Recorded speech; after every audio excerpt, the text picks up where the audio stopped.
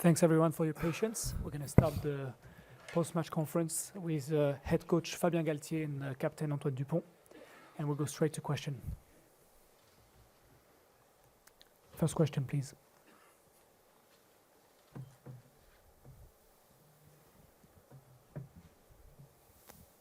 Bonsoir messieurs. Est-ce que vous pouvez simplement nous dire ce que vous ressentez à chaud après cette défaite?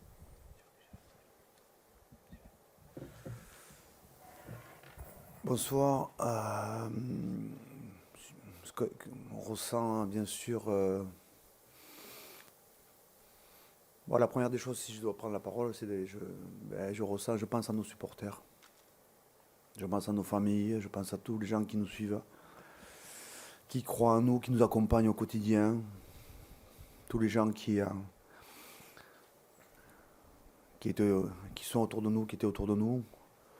Je pense bien sûr au staff, à tout le staff qui a fait ce travail, les joueurs bien sûr aussi. Donc ma première pensée, c'est là.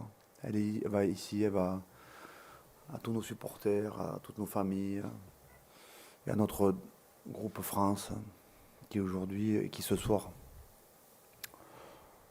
doit être courageux.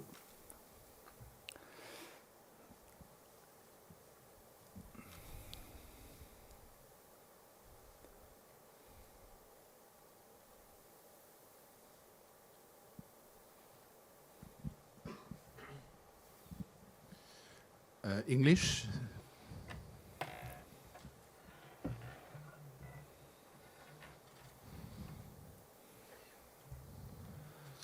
Monsieur Galtier, Jan de Koning, Rugby 365.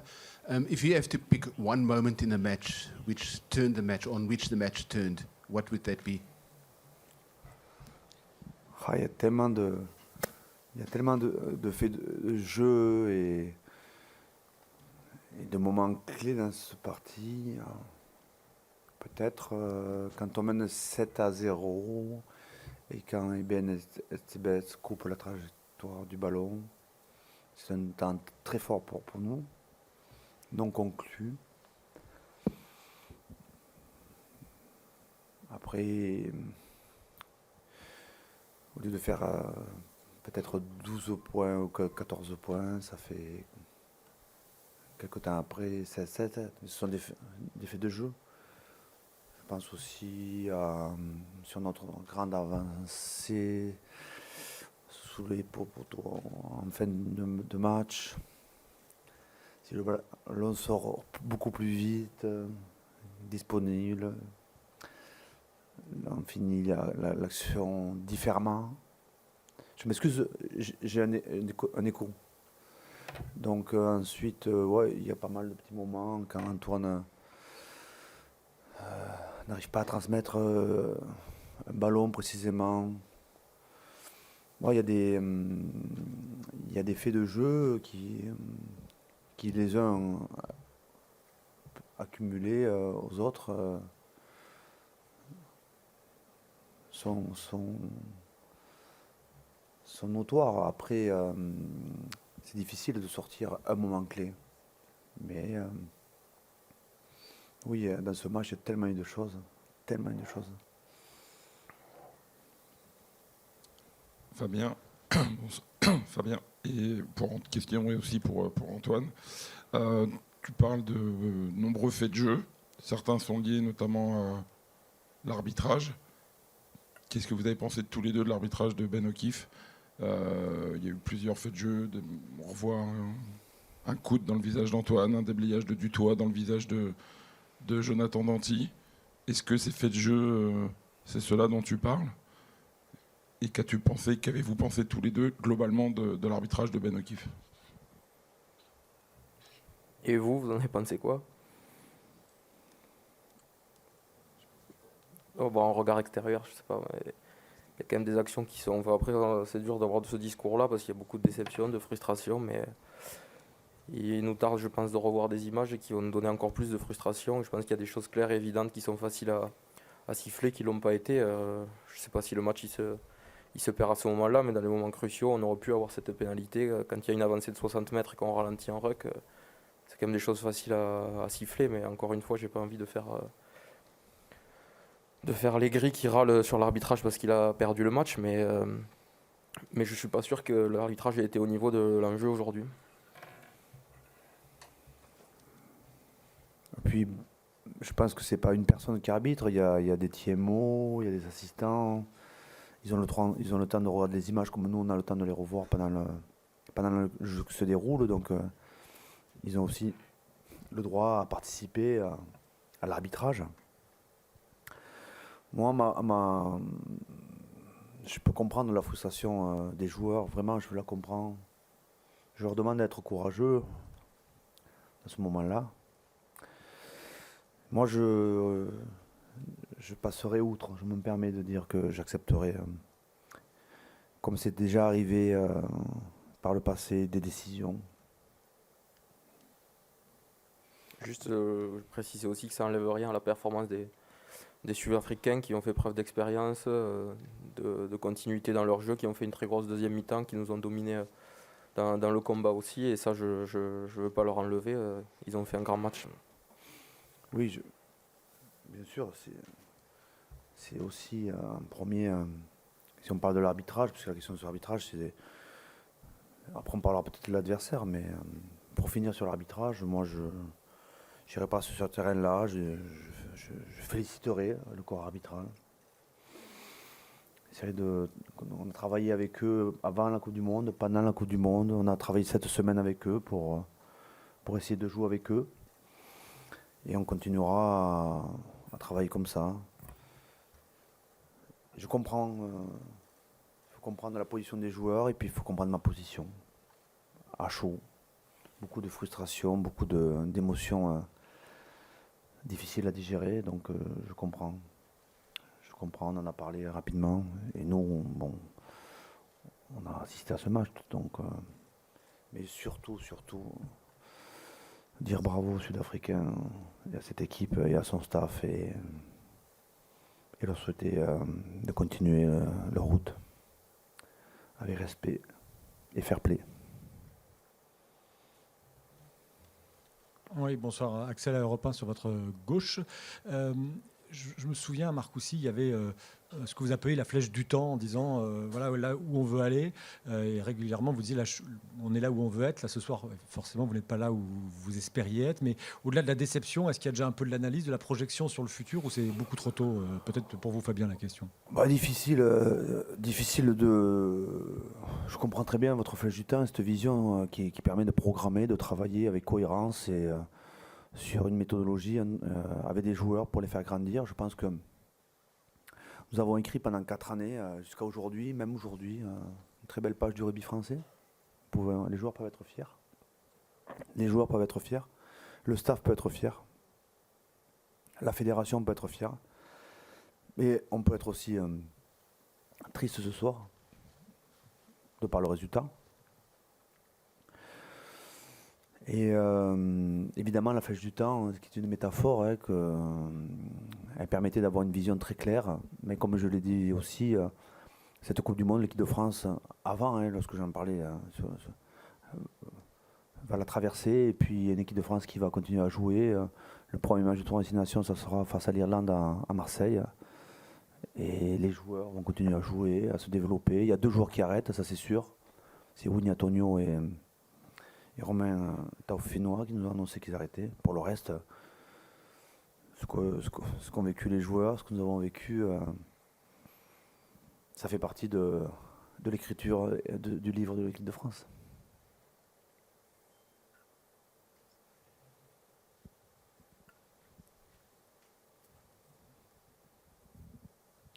Bonsoir messieurs, tout d'abord merci pour les émotions, pour tout ce que vous nous avez fait vivre. Une question sur ce qui s'est dit là, dans les vestiaires, juste à la fin du match, à la fois votre discours Fabien et puis ton discours aussi Antoine.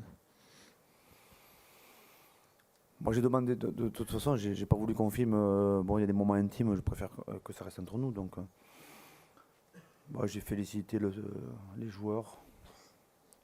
J'ai félicité tous les gens qui ont œuvré dans le cadre de l'équipe de France, donc le staff. Et je leur ai demandé d'être courageux, comme ils l'ont été depuis 4 ans. En résumé.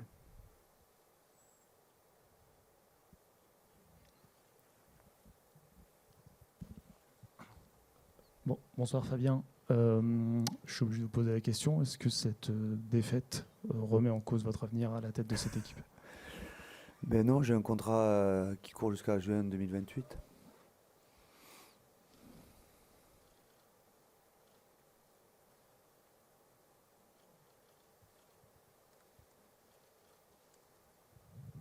Bonsoir, Fabien et Antoine. C'était, si je ne m'abuse, votre premier match éliminatoire dans une grande compétition, enfin de cette génération. Est-ce que c'est ça qui a peut-être fait la différence ce soir contre l'Afrique du Sud?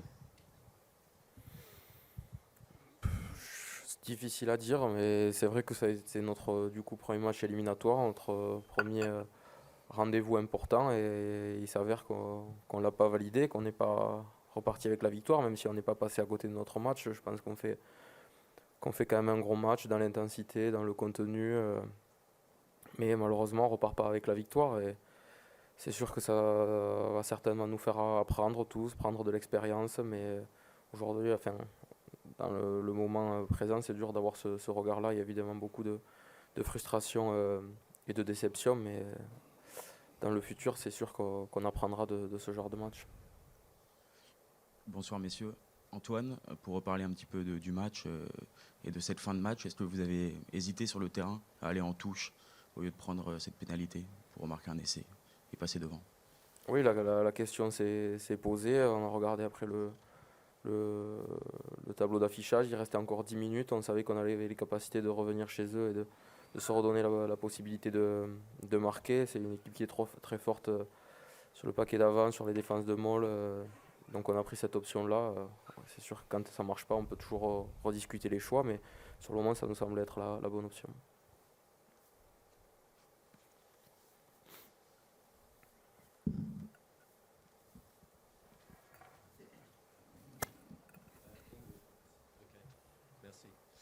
Good evening, Fabian.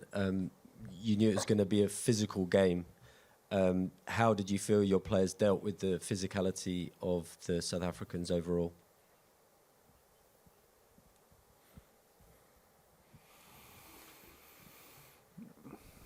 Comme ça, à chaud, j'ai l'impression qu'on a été largement, on a fait largement jeu égal, avec des temps forts, des temps très très forts, pas toujours concrétisés, et des moments où c'est les Sud-Africains qui ont pris le dessus.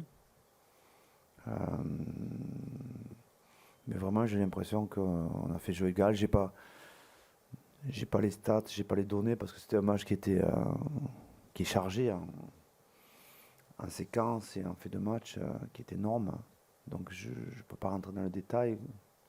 Mais le sentiment que j'ai, c'est que nous avons largement rivalisé avec les Sud-Africains, avec des temps forts et des temps faibles, bien sûr. Bonsoir Fabien. Ça fait 15 semaines que vous étiez tous ensemble pour préparer cette Coupe du Monde. Est-ce qu'il y a des choses que vous auriez aimé changer? Est-ce que vous avez des regrets sur la préparation de cette Coupe du Monde et même cette Coupe du Monde, ces 5 semaines de Coupe du Monde? Aucun regret. Aucun regret. On a le droit de perdre comme ça s'est passé aujourd'hui. Les joueurs ont le droit. Nous avons le droit. Je pense qu'on a tout mis en œuvre pour optimiser notre potentiel. On l'a optimisé. On a fait avec les événements aussi qui nous ont accompagnés pendant ces 15 semaines.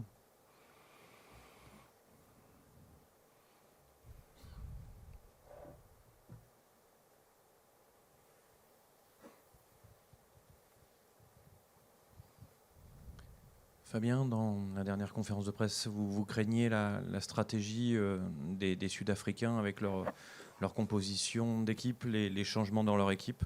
Est-ce que c'est comme ça que vous analysez cette défaite? Finalement, l'équipe qui a fini, notamment, côté sud-africain, a mieux maîtrisé le match? Ils ont su surtout reprendre le score à un moment clé. Et c'est vrai que nous, jusqu'à la fin, on était en phase de reprendre le score aussi. C'est des matchs qui se jouent vraiment à un point. Un point, mais on a des temps forts aussi en deuxième mi-temps. On a des actions dont parlait Antoine, où on est vraiment sur des grandes avancées, où on a des options très favorables qu'on n'arrive pas à conclure, parce qu'ils jouent bien, hein, ils jouent bien, ils jouent juste, ils arrivent à ralentir les rucks, à faire ce qu'il faut faire pour enrayer notre dynamique.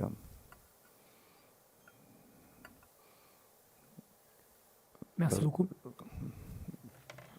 Je finis juste de répondre parce que c'est bien.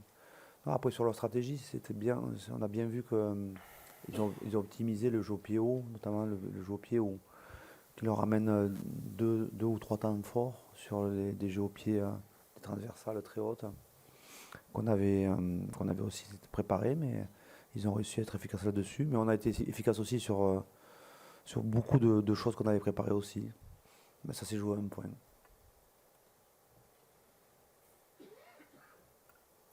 Merci beaucoup, messieurs. C'est la fin de cette conférence de presse. Merci.